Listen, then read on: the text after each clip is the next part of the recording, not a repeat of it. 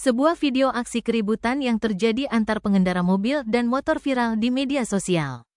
Dalam video yang beredar, keributan di tengah kemacetan terjadi di pertigaan Jalan Pulau Bungin atau di depan kantor Desa Adat Pedungan Denpasar Selatan, Selasa pagi, tanggal 29 Oktober tahun 2024.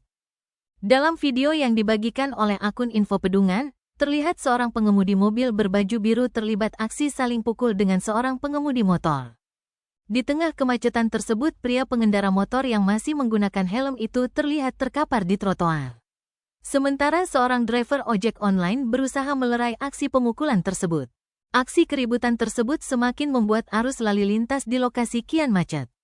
Terdengar sejumlah masyarakat berteriak agar keributan itu diakhiri.